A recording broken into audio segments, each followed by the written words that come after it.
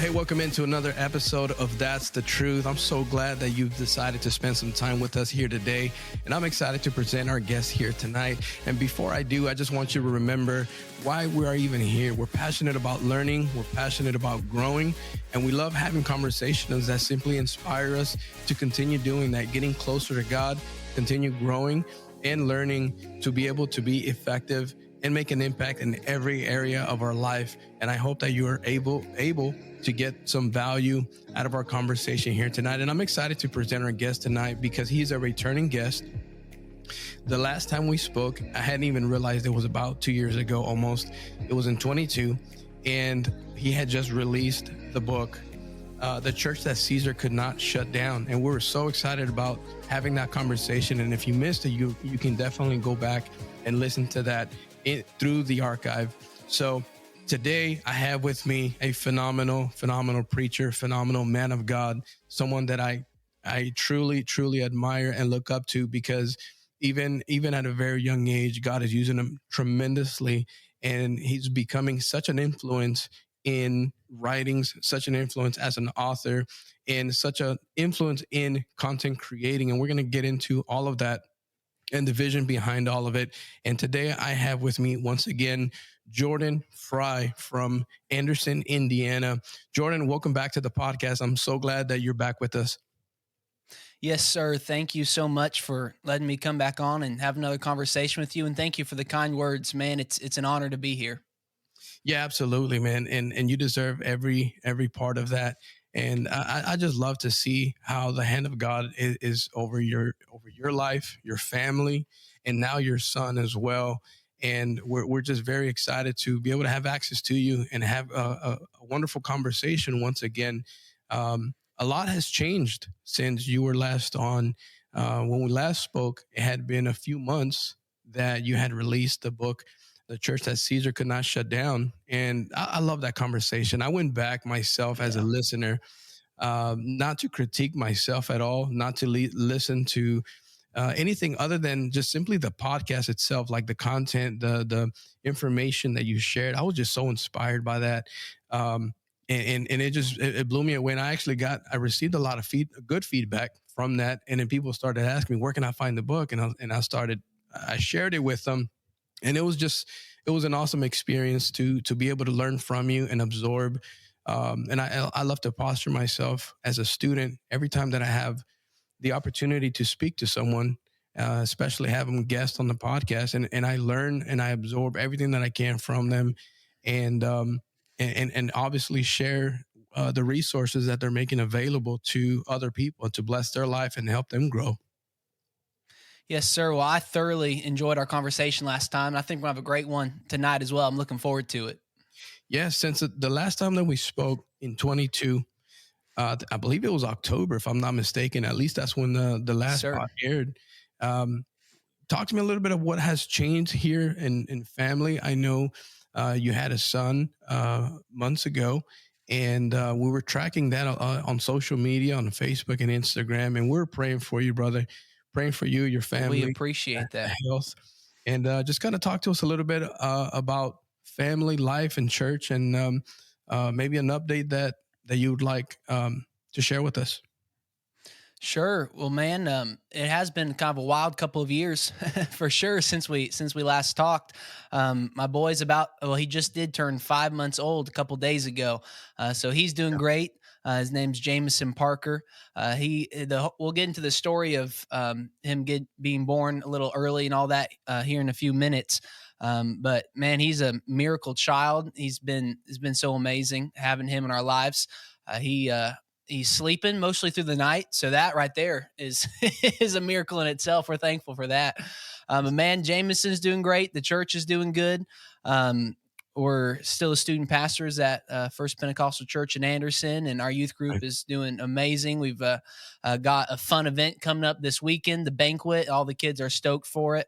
We're just kind of been trying to hold it steady. I think since the last time we spoke, I was elected in as the Section 4 youth director for the Indiana district. So that's been kind of a new journey for us, and being involved in some district events. And man, God's been good to us the last couple of years. I have no complaints. God's blessed us.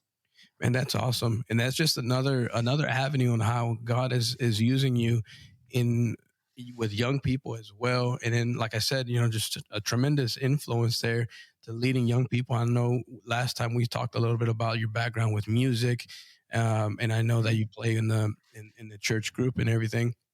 That's tremendous, and I just love everything that you're a part of. It. I honestly just thinking about the things that you offer, and then the way that you let God use you.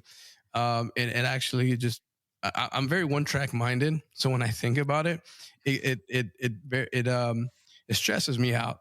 It stresses me in the sense it's like, man, the brother's writing books.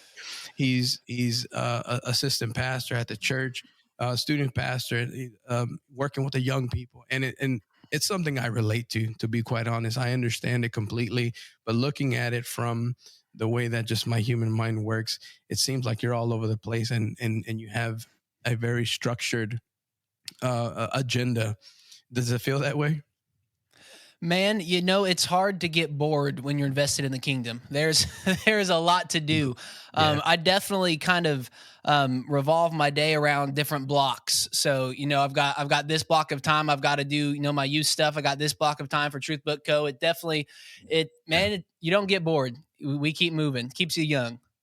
Yeah, and when I say, just to clarify, when I say it stresses me out, I don't mean that in any negative way at all. I mean that in total admiration, because I understand what it looks like to grind like that, and then just to be, Sure. just to have a certain time frame for one thing, and then you have to move on to the next, and it's something to be admired, to be quite honest, and always being on the move, and especially to expand the kingdom the way that you're working. And I love to see that, man, and that's totally admirable. Um, One of the things that really stands out to me, brother, about your life, your ministry, is how creative you go about it. The creativity that goes into the books that you're writing, and the creativity it took to kind of just simply apply what God's given you, and apply it to ministry. So one of the things that you also started was Truth Book Company. So Yes, would sir. Yeah, talk to us a little bit about that, and how that idea originated. Yeah, so Truth Book Company, we launched last summer, and it's kind of a lot of things have happened to get to where we are today. So maybe I'll start today and kind of backtrack a little bit. Sure. We just launched the full publishing wing of Truth Book Company. So today we kind of have two divisions. At least if you look on Instagram, we have at Truth Book Co. and at Truth Book Co. Kids. So our kids is what originally started last summer, publishing children's books, Bible-based children's literature. And what we have just started is at Truth Book Co., the main platform where we are publishing all sorts of content. We have a book from a pastor that's getting ready to launch here in a couple weeks. Everything's been finalized. We're just waiting for copies to come in and start those promotional campaigns. We're very excited about how that is turning out, that we're finally able to start offering full scale publishing services. But all the way back last summer, not Truth Book Company was not that many things, right? It all started with a single kids book called Male and Female Created He Them. Nice. And at that time, Truth Book Co. didn't even exist. Not a name, not an idea, nothing. That came a couple months later. So the way the first book started, there was kind of a lot of things going on in our world. We had just found out that we were pregnant early in 2023, and we were coming up on the 1 year anniversary of when we lost our second pregnancy. We went in on June 1st of 2022, and found out that our second pregnancy no longer had a heartbeat. So we were coming up on that year anniversary of that. We had just found out we were pregnant again. So my mind was kind of all over the place, thinking about, okay, about to become a dad, all kinds of things about to change in my life. And over Mother's Day weekend, our pastor preached a powerful, powerful message called "The Faith of a Mother." Pastor Luke St. Clair, wonderful message. I'd encourage your listeners, if they ever get a chance, to go look up that message and listen to it. But he So, told a story in that message that, man, it worked me over. He told a story. I believe he was out preaching It might have been a youth rally. He was out preaching a youth rally, and a lady had come up to him and began to share with him a story about her son. And this had happened a couple months prior to their conversation. She had been noticing that her son had been waking up in the middle of the night and had been, going out of his room and doing a few things. And, she kind of thought that was odd, but, didn't think much of it. Then one night, she found her son in the laundry room at like 3 o'clock in the morning, and he was washing and drying his bedding. And she sat him down and was like, "Buddy, what's going on? Why are you at 3 in the morning washing your bedding?" And come to find out, he had been wetting the bed. I mean, this is a middle schooler, so this is not normal behavior. And she's like, "Buddy, what's going on?"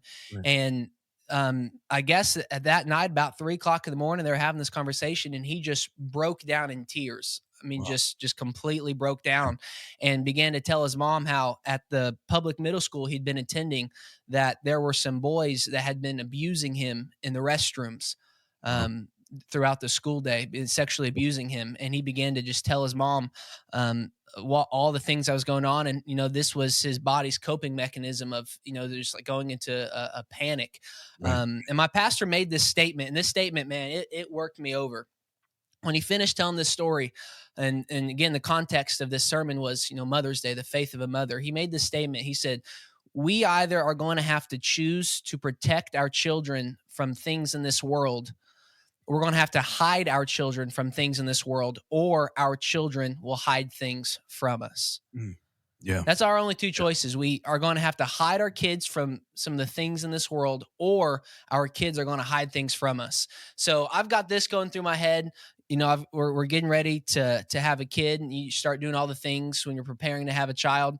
So that next day, he preached out on a Sunday. That next day, Monday, we were getting ready to have a Mother's Day dinner with my family, and that where they were going to have dinner was about 2 hours, hour and a half from where we lived. So my wife and I had gone to a little coffee shop right over by the restaurant we were going to meet my parents at, and just kind of hanging out.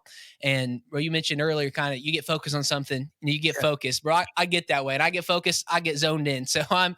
I'm sitting at this coffee shop, and bro, this sounds crazy to a lot of people, but when we believe that God moves in the earth and God speaks and God directs, this sounds a little less crazy. But as I was sitting at this coffee shop, I felt the Spirit of the Lord impress upon me to write a kid's book called "Male and Female Created He Them." Man. And I'd been sitting at the coffee shop thinking about that message, thinking about all these things, and it felt kind of random. Looking back on it now, I see how the pieces, kind of connect. Right. But then Right. it felt a little random. So I was like, "Oh, I don't know the first thing about writing a kid's book. I don't know the first thing about illustrating a kid's book." But I'd been following this AI development of generative images, somewhat loosely. So I had an idea of some of the technology that was out there. So sitting there at the coffee shop, I pulled out my laptop and I started working on a rough manuscript for "Male and Female Created He Them," and started kind of just generally messing with some of this image generation stuff. And I am zoned in, like I am locked in. Yeah. And I remember my wife kind of looking across the table and going, "Hey, what you working on over there?" And I was like, "Oh, don't mind me. I'm writing a kid's book." And she just she was like, "You're what?" I was like, "Yeah, I'm writing a kid's book called "Male and Female Created He Them." And she goes, "Okay, cool," and then just went back to what she was working on. Okay. But that was the start of it, man, and it was incredible. It was a very quick work. The first book, it was honestly like God was just downloading stuff for this first book. We had the whole manuscript and artwork generated. I believe it was in under 2 weeks. I think it Okay. was close to about a week and a half. I had the manuscript finished, had the artwork generated, and was looking at figuring out how to publishing. That So is awesome. that all came together very, very quickly. So that was the whole deal behind the very first book. And as we can talk about how that kind of started taking off. But I had this realization that there was a lack in the market, you could say, for Right. Bible-based kids books specifically that are pushing against this woke transgenderism Yeah. pride agenda that's coming after our kids. And bro, it's incredible because there is no shortage of just godless, insane books that are targeted for children that are pushing, transgenderism, that's pushing Yeah. homosexuality, that's pushing this pride agenda. Right. I'm talking about picture books for kids. There is no shortage of those.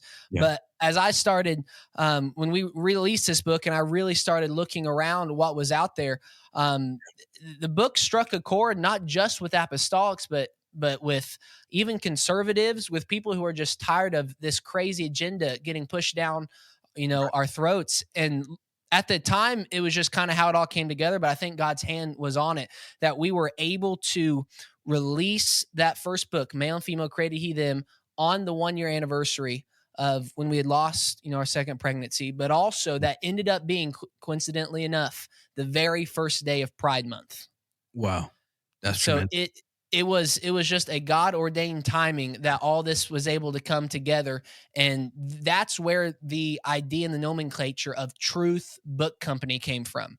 They can have Pride Month, they can have it all they want. We're going to have Truth Month. We're going to go back to what the word says, and we're going to create literature that specifically teaches our children what the fundamental values that are found in the Word of God. Exactly. It's crazy. One of the biggest things that I kept hearing people say after we released this book is Mhm. this phrase, and it's a funny phrase saying, "It's crazy that we have to have a book like this." Wow. Yeah. 3 years ago, if Me. you tried to publish a children's book called Male and Female, God made them male and female. It's like, yeah, that's Yeah. obvious. No, Yeah. we know that, but we're Right. at a place, man, in our Yeah. society, in our culture, where the apostolics, those who believe in the word of God, those who believe that the word of God is truth, we're going to have to Right. stand up on the word. We're going to have to stand on the word and create resources to help families, to help faith-based families and conservative homes teach those fundamental values for our children. And I could ramble on that all night, but I'll I'll shut it down there. But that's how it all started. Yeah, no, and I love that, bro. And I thought it was very, very essential, very important to have you on talking about this, because you can't have, first of all, you can't have a podcast called That's the Truth and not have Mm. Truth Book Company come and talk Yes, about sir. specific truth. And it Yes. can't be. So I thought it was very fitting. And another thing, my wife and I, we have two boys. We have two boys of our own. And one day she came across a book that was, it seemed like it was a Christian book. It was talking about God, but then later she found out and later filled me in about it. She realized that it was talking about a God, but not the God, if you know what I mean. Mm. So then the Sure. more that she goes into that, I don't remember the title of it. So she thought it was interesting because she was searching and putting together curriculum for preteens and kids church and things like that. Mm. So she's going through this book and she's kind of thumbing through it, and it's talking about a God, and quickly realizes that it wasn't talking about the God, that this God that this book was referring to, and we're talking about a book that's targeted for kids. So Mm. it started talking about this transgender ideology, started kind of masking it, if you would, to the Sure. level of a child, and in her uh, Holy Spirit quickly just triggered that and say, no, no, no, this is not the right, this is not the truth we're talking about. This is not Right. the truth. So then she brought it to my attention, and I was just like blown away by that. And that is just one of many stories, instances or experiences that we've had where culture and then just the world and then just this ideology that's just continually getting pushed into people's faces. And Yeah. to go along with that, one of the things that has been a theme, just unplanned, really, has been a theme on the last several episodes, and actually the ones that we've started this year with a different guest, is discernment and awareness, and then just Mhm. simply being sensitive to the spirit. And Sure. when it comes to parents, you're a parent now. What I kind of want to dive into a little bit was the vision of the books, and in sharing this truth, was that already on your heart, after knowing that you were going to be a parent? Was this after um, the birth of your son, or is this just something that you felt that was just regardless if you were going to be a parent or not? Was it just driven by the Spirit? That's a great question. So the first book, matter of fact, our first four books were all published before the birth of Jameson, and he was born 2 months early. And the way it kind of worked out is we released the first Rainbow, the Yeah. second book. I take that back, not all four books. The second book, the first Rainbow, ended up being published the day before he was born. Okay. Um, but I would definitely say that it was knowing that we were getting ready to have a child Right. that started the thought process of thinking about kids books, thinking about all of those things. And it was after releasing that first book, because really I wrote the first book, and it's dedicated to my son Jameson. I wrote that first book because I wanted to have that resource, for him when he got here. And Yeah. if I'm going to create that resource, I want to share it with others as well. Yeah. And it was the response to that first book that made me realize, hold on a second, there really is a need for this kind of literature. There really is a need, because we do something I think is kind of unique. There might be others who are doing it, but I've struggled to find them. Yeah. There are kids books out there that tell biblical stories, right? There's an abundance of kids books that tell Bible stories. What we have tried to do with our kids books is we put the principle, the fundamental value out there Right. at the forefront, and we use the story to teach that value, which is kind of backwards, right? There's a lot of books out there that tell the story of Noah's Ark, and there's some implicit values underneath that story. What we have tried to do is flip that a little bit, and we teach the principle with the story supporting it. So let me give you an example. You can write a book about Adam and Eve and tell the story of them getting kicked out of the garden. But what we did was we wrote a book called Male and Female Created He Them. And we used the story of Adam and Eve. And on every single page, we drew from it showing how male and female created he them. So there's, pages in the book says, God made the birds a he and a she. He made the beasts of the field, the cows, the cattle, a he and a she. So we're using the story to support that fundamental principle. The same thing is we took the same approach with the first Rainbow. So you can tell the story of Noah's Ark, right? There's a lot of books that have told the story of Noah's Ark. What we try to do was tell the story of the first Rainbow, teaching children what the rainbow actually represents, that it's a promise from God. It's a reminder of his covenant, a reminder of his love. It is not a banner of pride. It is not a banner of lasciviousness. It is a covenant from God. And one of the critiques that we got on that second book, The First Rainbow, we've been able to connect with people from all kinds of different denominations at Truth Book Co Kids. It's been incredible to watch how the doors open. As a quick aside, just to kind of showcase that point, the same week at General Conference, so the UPCI General Conference, where Male and Female Created He Them, our first book was at the Pentecost Publishing House booth, being sold to Apostolics. That same week, there was also a booth that was set up at the Reform Conference down in Atlanta, Georgia, that was also selling our books through some connections from a man who runs a podcast called Bible Dingers in North Carolina. So cross-organizational, cross-denominational bounds, it's been incredible to watch that. But one of the critiques that we got was that we left out of the story why the flood came. Okay. And my response to her was, no, I understand where you're coming from, but we're doing things differently. This book isn't here just to tell you the story of the flood. There's 100 books tell you the story of the flood. Our goal is to push back against this agenda. And there's an agenda attacking the rainbow and trying to redefine what the rainbow means. So what we tried to do was tell the story of the first rainbow. If we're telling the story of the flood, I totally get that. We should go into, the wickedness of man, all that. Mm-hmm. The books are not a replacement for the Bible. You should still read the Bible. You should still teach your kids to love the Bible. Great but point. Our books are supposed to be a resource to help you teach biblical truths, not necessarily all the biblical stories. Right. You can teach your kids the biblical stories and introduce them to the stories through these books, but these books exist to teach the fundamental truths that lie within the story. And the same it's the same exact idea when we wrote In God's Image.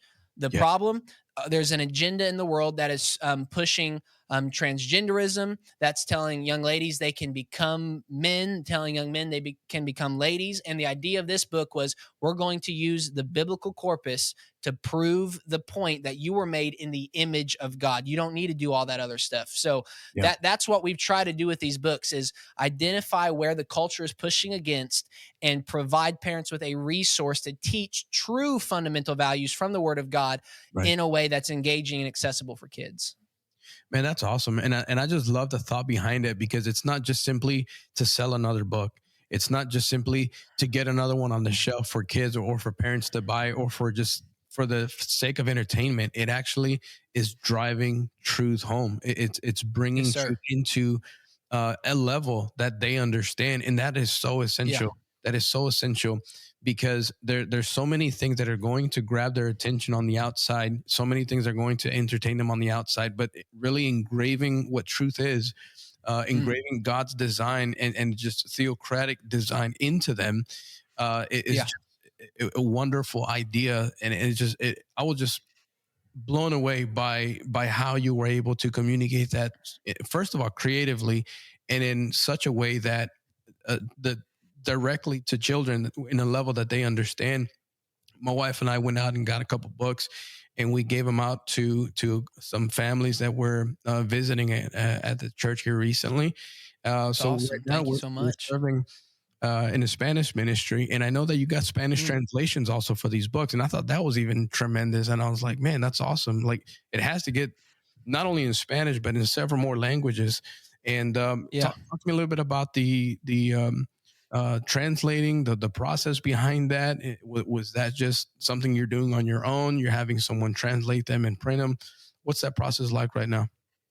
Sure. So the translations is kind of one of those avenues that it's still very exploratory for us. We're still figuring out that whole process. We did release a Spanish translation, a male and female, created he, them. That process, I think we could probably simplify it to the way that we did it the first time. Yeah. My initial thought was, I will do the same thing that I did with the English manuscript. So when we first wrote the English manuscript, I sent out a PDF preview to several people that we were close with that had kids, to get their feedback on that manuscript before we sent it to publishing. I think we sent it to 10 or 12 families that had young children, and we got their feedback. And kind of the thought process behind that was, if I send it out to multiple people anywhere that the feedback overlaps across those people, they're probably onto something. So that worked very, very well for the English version. So my thought process was, well, I'll do the same thing with the Spanish translation, and we'll kind of see how that works out. Which I've lost a lot of my Spanish. I used to be a lot more fluent than I am now. I've lost a lot of it, but I have enough of a grasp that I thought I could put together, with the help of some AI technologies, a decent first draft, and then get some feedback on. Man, what I found was, there's a lot of variations in Spanish. There's a lot of different opinions on how things should be. Wow. So that I kind of had to scrap that whole thing, and I ended up hiring a lady through Fiverr, Okay. who did a tremendous job. And then I sent that manuscript out to a few people that I trusted that were close to, and there was still some mixed variable feedback on it. But we eventually got to a translation that we seemed to be fitting, and we were able to release that. It has not done as well as the English translation. I think a lot of that is probably more on my connections than it has anything else to do with it. Yeah. But the people who have been able to get their hands on it have expressed a lot of gratitude for it being there. So we're very thankful that that project eventually, did come together. We do right now have a French translation in the works. Wow. Um, Awesome. I have the manuscript. Right now, we're working on some finalizations, and we have some connections with a church in France, in Bordeaux, and they are going to be helping us finalize all of that.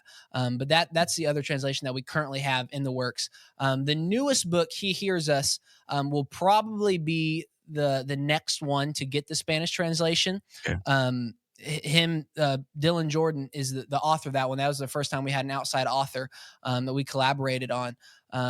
him and his wife are very heavily involved in Spanish ministry in the district and with their family. So that's probably going to be the next one that gets put into a Spanish translation.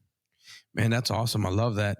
And after we record, we can definitely connect to where if we can push the book through our Spanish ministry here in Houston, Texas, and then make it Sure. available to whoever Yeah. whoever it is that that it reaches. Because I think it's phenomenal, and I think whether it kind of crosses that boundary, whether it's a family that is churched or unchurched, not Yeah. everybody is buying into this ideology Right. that is getting pushed onto us. So to be able to just stand on that truth specifically, and to Yeah. agree on that, that's tremendous, and I love that, man. It's such a timely resource. It's such a necessary resource, and one of the best advices or conversations that I had regarding this topic was not too long ago, and one thing that I've learned as a parent through that person was the fact that they told me that if you do not tell your kids the truth of what is out there, once they once they find it, or once someone else tells them, or once the world tells them that that exists, that idea exists, then they lose credibility in what you have to say. And Yeah. maybe and it may not be 100% to every case in every home, but there's a certain level of credibility that is lost when mom and dad don't present the fact that, hey, look, this exists, but this is what the Bible says, this is what God says. And it's Yeah. not presenting, I don't believe that it's presenting them or exposing them to that option, because it's not an option, rather than simply saying, hey, look, you're going to get to an age where your friends are going to start talking about this. You're going to get to an age where you're going to start noticing these things. And I would Right. much rather have a mature conversation at a level that they can understand, of course, Yeah. with all of that in the bag as well. So letting them know, it's like, hey, look, this is there, but this is what God says. This is what truth is, and it just makes it so much easier to pull a book off the shelf uh, that you offer. You know, the first rainbow. Our God is one in God's image. He hears us, Mhm. male and female.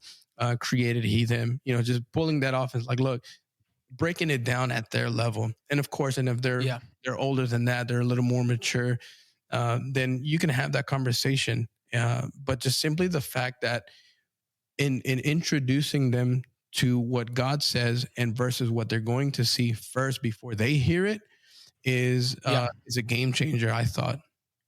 Yeah, man, you mentioned parents bring it to them at their level, and that's a Right. very important distinction. And this is something that I've talked about on our social channels, but it might be worth mentioning here too. Sure. Is that we've been very intentional about designing our books for guided reading. Yeah. So a kid absolutely can, pick it up, read it themselves, no problem at all. As long as they can read, Right. they can read it to themselves. But we intentionally have left space, what we call space between the pages, for parents to be able to fill in, um, whether that's the biblical story or the cultural connection for their children's at that level. So we keep the books fairly short, and we just hit the high level points so that when parents are reading to their kids, I can read it differently to a 5-year old than I'm going to read it to a 10-year old, because that 10-year old, I can fill in more of the story and tell them more of the cultural connection. Man, we are absolutely behind the cultural curve when it comes to this kind of stuff. And I think you can look at that statistically too. If you look up statistics for even just for Americans, what percentage of the youth population identifies as LGBTQ and plus, mine, it keeps adding to it. But if you look at the percentage of the population that identifies with that group, it has increased exponentially over the last 5 to 10 years. Right. And one of the big reasons for that, I believe, is that they are bringing their content to kids where they're at. Yeah. And when I started realizing that, and we've made several reels, several posts on our social media showing the covers of some of these books, and it's insane what is considered appropriate for kids books nowadays. Right. But if they are going to bring their agenda to kids, and if we continue just to sit on the back burner and be like, oh well, they'll hear it in Sunday school, Right. we're going to lose it every time. Like you said, when they get to school and they get inundated, if they're in a public school, they get inundated with this culture. I mean, you're fighting a losing battle at that point. I had a meeting 2 weeks ago with a man. I'll try and keep the details as vague as possible. Had came up to me. His kid is in public school. Um, it had spotty connection with their youth group. And he came up to me and said, "Man, we found some stuff on his phone, some pictures." And he's like, "No, I was really worried about it. Send it to a girl or whatever." And finds out, no, he's sending it to a boy. And he's like, "What do I do?" I'm like, "Well, you got to get them connected to the house of God, and you've got to stand up as a man, the man of your house, and you've got to teach your children what the word says about it." And Yeah. if you wait to that point, which this is a middle schooler, if you wait till they're in middle school to start pushing against it, you are going to have a really, really hard fight ahead of you. Yeah. Because when that culture gets its grips in, man, it is hard to get that released. It's hard to get that mindset released. So I really believe that we've got to train a child in the way he shall go. And we've got to teach them these things now, because we cannot afford to wait until we're playing catch up all the time. Man, that's one of those things that truly frustrates me. And now as a parent, a 7-year-old and a 11-year-old, is one of those things that's very frustrating, that in the sense that it's literally what you just mentioned. It was a battle.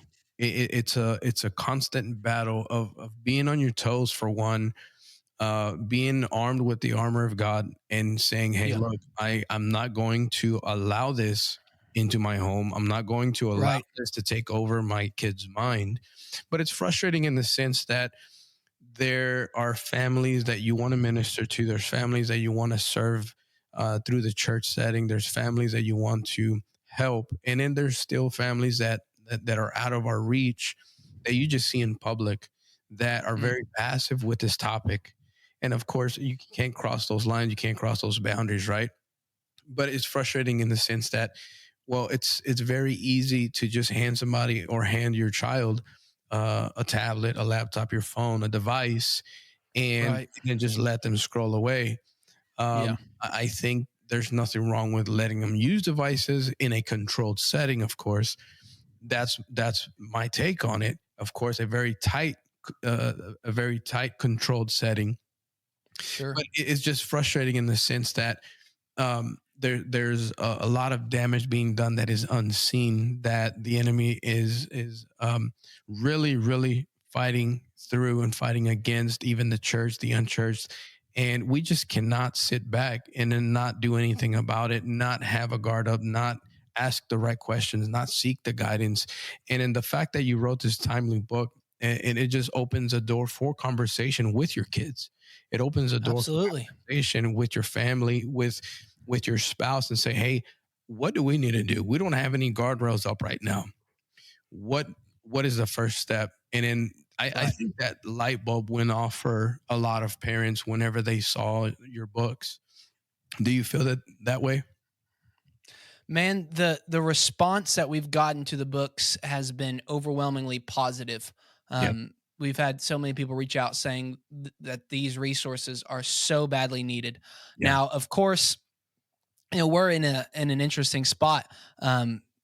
Particularly on social media. There are a lot of people who do not believe the way that we believe, and believe that the Bible is a document full of hate, and is teaching children to be bigots and hateful. One of the comments that was left on the first book on Amazon was, it was a 1-star review, and they probably would have given it zero if zero if zero was an option. But one of the comments, the reviews that was left on Amazon was, "This is a bigoted, hateful book that teaches kids to be teaches kids to hate and to be bullies." And my response to that is very simply, we keep our books very closely tied to the scripture. And I do that very intentionally, because if you've got a problem with the book, it's telling me that you've actually got a problem with scripture, because our book is very, very closely tied with scripture. So Yeah. that kind of feedback, it doesn't really affect affect us. But absolutely, there has been pushback online. There has been nasty comments, nasty messages. All of that, I take it for granted. That's going to be there because we are pushing against something. But overwhelmingly, what we have, the response that we have gotten from real live people is thank you for creating these resources, and please keep creating these resources because we need something to teach our kids the fundamental truth. Absolutely, man. Absolutely. And I think the comments are going to be there whenever you're pushing the truth and whenever you're standing on the word of God. I mean, Jesus himself said it would happen. It Yeah, would you shall be hated for my you name's shall be sake. hated. Yeah. And it's gonna happen. And the fact that you're still standing strong and the way just your tone of voice, it's just so encouraged. I feel like this vibe that you're very encouraged, very supported by your community, Yes, sir. your church as well. And I love to see that, bro, because I know that whenever you put out resources like this and you put out content that actually builds people up, that actually stands on the truth, the enemy's going to fight back some way or another. Right. What are a couple ways that you have found encouragement in this time, whether it's through the comments, negative comments, in facing the pushback, basically, and at the same time finding encouragement through the time that you've been releasing these books? There was difficulty with the birth of your son, and Sure. I know as a father that was not easy, and I know that God has His hand over you and your family. But would you be able to share a little bit about where you found your strength from? Obviously, I know it's God, but as a human, we still feel, we Yeah. still live, and to the extent that you're comfortable with, um, where did you find encouragement and still the drive to continue with this project at the same time facing what you were facing? Yeah. I try not to over spiritualize things just for the sake of over spiritualizing them. Right. Um, but again, looking back on things, you can see how timelines start to line up. When we were getting ready to release the second book, the first Rainbow. Now, the first Rainbow was the first publication that we were making as Truth Book Company. Yeah. So we launched the first book on my personal social media accounts in June. In July, we got all of our paperwork in order to create Truth Book Company. Got the social media accounts launched. I believe it was July 17th, and then so by September, the goal was to launch the first Rainbow the very first week of September. Now, my wife's due date was November 8th, so we've got all the time in the world, right? Yeah. So Friday, September 2nd is when we had planned to launch the first Rainbow, and we were building up. We had been posting things about it online. There was starting to get some excitement around it. We were geared up, ready to go. On Thursday, I believe it was I believe it was that Thursday. We got a call from the hospital. My wife had gone in that morning for just a routine, normal checkup Okay. with the pregnancy, make sure everything was good. So that Thursday afternoon, we got that call from the hospital, and I was actually I'm in my garage. Well, it used to be the garage, and now um, I was just last summer in September. We were very much in the early phases of working on it. It was still very much garagey. Now it actually is temperature controlled, so that's that's nice sitting here tonight. But I was just out here working on some stuff in the garage, getting ready for the conversion. And my wife came out of the main door of the house, just bawling, and remember from earlier in the conversation, the context of this is we've lost two pregnancies at this point. Right. So my wife comes in bawling, says, and I'm like, what is going on? She says the hospital called. They got test results back from that morning visit, and she said they want us to come in now, and they want us to pack bags and plan to stay there. I was like, well, that's that's not good. But I was like, it's gonna be all right. So you go back in, pack the bags, and I'm gonna get everything put out here. I had tools all over the place, so We get all that put in. Our pastor was actually, which we live very close to the church, was over at the church. So we stopped by there on the way, and they prayed with us. And we get to the hospital, and by the time we got to the first hospital, they ran some additional tests, and that morning, Thursday morning, my wife's blood pressure was fine. By the time we got to this hospital Thursday evening, her blood pressure, if I remember correctly, it was 210 over, I want to say like 160. I know the 210 number. If you aren't familiar with those numbers of blood pressure, she was very close to strokes and seizures. Like Wow. that was what was coming down the pipeline next. Like very, very serious situation. So they immediately put her on some very heavy medication. They put her on, oh, why am I blanking on the name of that medication? It'll come to me it'll come to me here in a second. They put her on this medication to essentially slow the blood down in her brain to prevent her from having a stroke or a seizure. Okay. So this was what we learned later. They classified as HELP syndrome. It's basically severe preeclampsia. So they transfer us from that hospital. They take her in an ambulance to a women's specialty hospital, northwest side of Indianapolis, and they get her stable.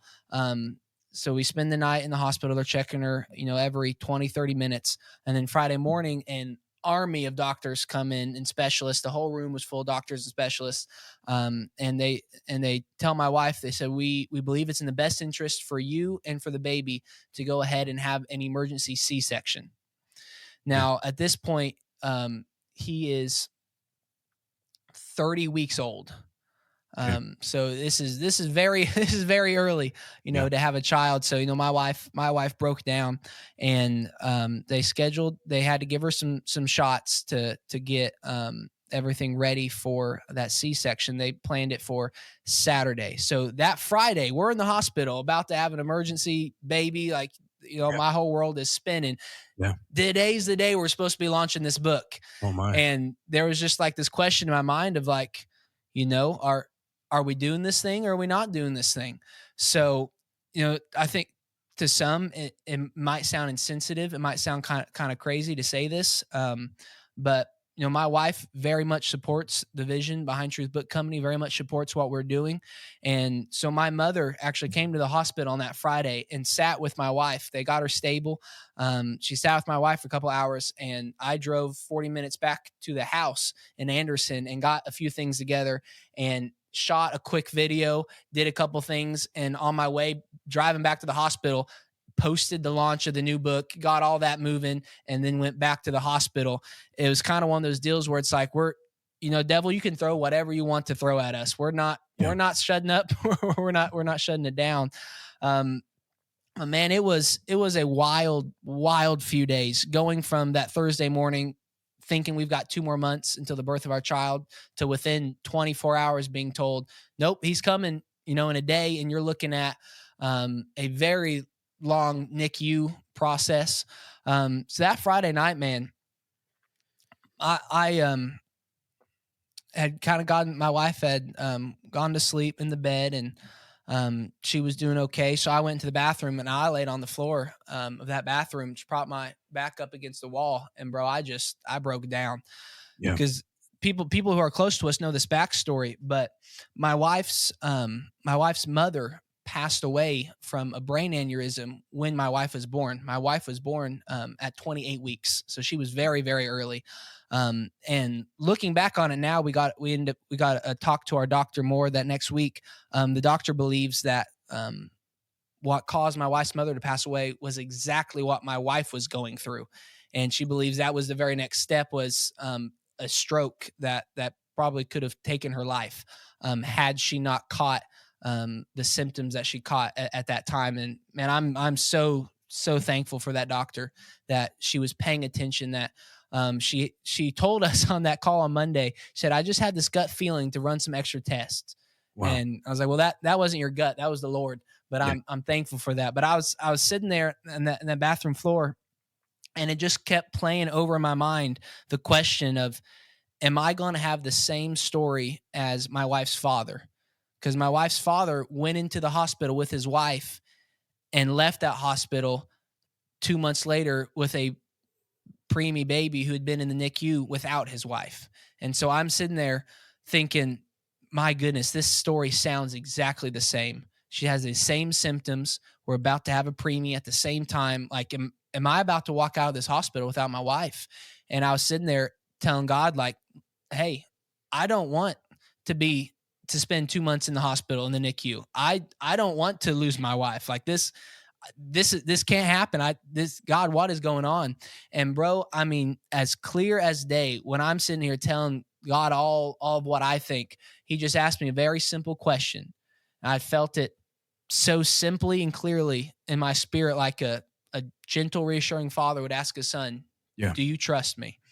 Yeah. And I sitting on that floor, I said, yeah, God, I trust you. And bro, the only thing I can describe in that moment is what Paul describes as the peace that passes understanding. Right. I didn't know what was about to happen. I had no idea what NICU life looked like. I had no idea whether or not my wife was really going to pull through this emergency C-section, but there was a peace in that room. You know what, God, we trust you, and it's going to be okay because you are good, and I trust your character that you are good. And bro, I've got to give God thanks because he kept his hand on my wife. He kept his hand on Jameson. That next day, they had the emergency C-section. I can't speak highly enough of that staff at Ascension St. Vincent Women's Hospital in Indianapolis. In and out, 20 minutes, Yeah. got the procedure done. Jameson was born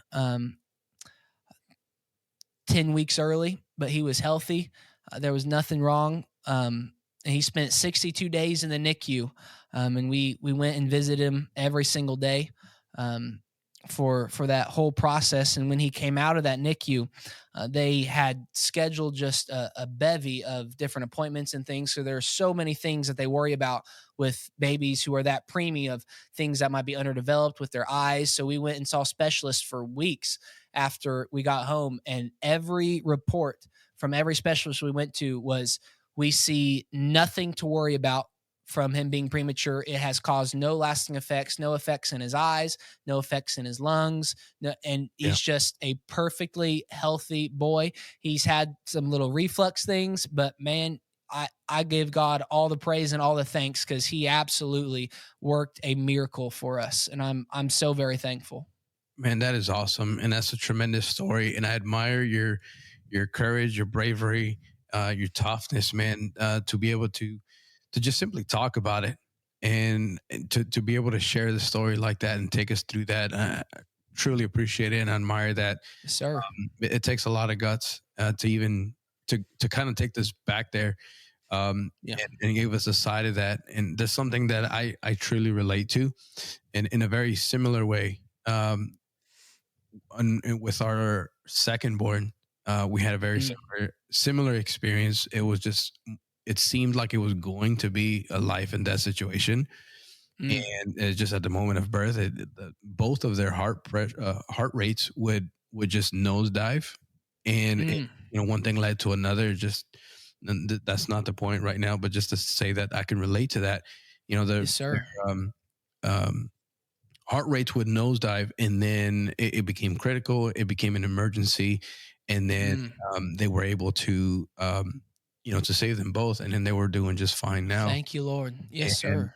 and I say that in relation to your story, just because as a father, I could possibly imagine, the stress and the pressure that you were going through in that moment, and to feel God's presence and to feel God's hand over that moment in peace. Yeah, man, I admire you for that, and yeah, I know that God was definitely with you, and that's a testament to the naysayers, of course, that Yes, God sir. still does miracles, and God He is does. moves in tremendous ways. Yes, sir. Man, he's faithful. He's a faithful God. Yeah, absolutely. So one of the things that I can't just leave it there, man. Your family's doing great, of course. We've been following each other through social media.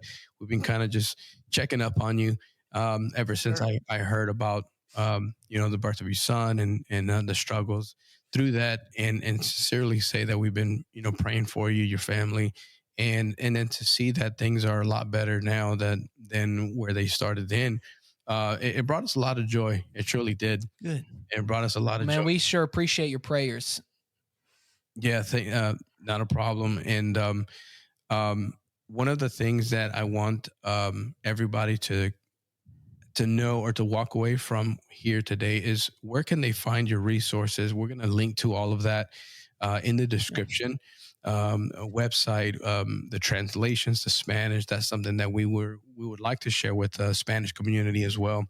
But where can they find the easiest all of the resources that you have available? Sure. So you can find links to purchase our books at www.truthbook.co. So Truth Book Company, www.truthbook.co. And on Instagram, we have two accounts. For the kids book specifically, it's at Truth Book Co Kids, at Truth Book Co KIDS, at Truth Book Co Kids. And the account we just launched at the beginning of this year that will be releasing and publishing more of our adult focused literature and resources and curriculum is at Truth Book Co. So the page that was created and people followed all last year was renamed at the beginning of this year to Truth Book Co Kids, and we are getting ready to start launching new material over at Truth Book Co. Is there something that you would like to give a preview to, or when they can expect the next release of the next book? Sure. So we do have a new children's book in the works. Funnily enough, the way this conversation has gone, it is going to be focused around the miracle working power of God. So that's a very fitting transition there. We are also looking at expanding the He Hears Us book into a 4-part series. We're hoping to release that closer around the summer. The next scheduled release, it's depending on when the shipment of books come in. It's looking around February 18th or possibly the 21st. Is from Truth Book Co. It's not a kid's book. It is. I won't release all the information quite yet, but it is a pastor who has put together a very, very powerful prayer guide. And this book is teaching people how to pray over the whole body. And it starts from the top, works all the way to the bottom. And it is a phenomenal resource, a phenomenal prayer resource to help people enrich their prayer time, to help people have a more structured prayer time. That book will be launching here in just a couple of weeks, mid-February. We are very, very excited about that launch. You'll be able to see all the promotional material for that on Instagram at Truth Book Co. and also on our Facebook page at Truth Book Co. Or you can just search for Truth Book Company. That's awesome, man. We're excited for it, and we're going to be looking out for it and sharing it. Also, we're going to link to it in the description wherever people listen to the podcast. Just drop down the arrow, look at the description, and you can follow the link there. And this is just simply to support the work you're doing. And I love the titles. I love the artwork. I love just the entire message behind it. It's wonderful, and it's very much needed, and it's very timely, like we have been talking about. And it just as a fun fact before I let you go, bro, I thought it was very interesting. And I saw it as a God nudge. You mentioned right now we don't over spiritualize, things. But I thought it was kind of cool. I think the same way as well. Sometimes it's practical and spiritual, and then sometimes it is what it is. But this morning I'm dropping off my kids at school, coming back home, I see this large rainbow. Driving in front of me, and I just remembered the first rainbow. I was like, "Oh, I got an interview with Jordon tonight." So That's awesome. I was already thinking of that, but I just kind of took it like a stamp to today, and that was pretty cool. That's awesome. About that. Yes, sir. That is incredible. Man, well, thank you so much for spending time with us tonight to share the passion and the vision you have for sharing truth. And like we've been talking about, is very needed, very essential, and it opens a door to be able to instruct and guide our children in the correct path based on truth, standing on truth. And I'm very blessed to be able to have access to you. And bro, anytime that you have resources coming out, reach out, and we'd love to have you back on. I have a feeling that you're going to be a frequent flyer here with us on That's the Truth. Yes, sir. Man, thank you so much for the open invitation. I always enjoy our conversations, and tonight has been no different. I've thoroughly enjoyed our time together. Hey, I want to thank you for being part of our conversation today. In the description below, you will find links where you can connect with our guest today. If you enjoyed today's podcast, you can go ahead and subscribe so you don't miss out on anything. Also, if you would like to contribute in helping us reach others, I invite you to do so simply by leaving a good rating, leave a review, or even share it on your social media, and that would mean so much to me. In the meantime, I'd love to hear from you. In the description below, you will also find links where we can connect. You can let me know how this was helpful to you. You can visit my blog page where you can find more helpful content like this at inspired2inspire.org. Inspired2inspire.org. For now, continue moving forward in the direction God is leading you. You can continue moving closer in becoming what God has called you to be so you can be impactful in every area of your life. God bless, and we'll see you on the next one.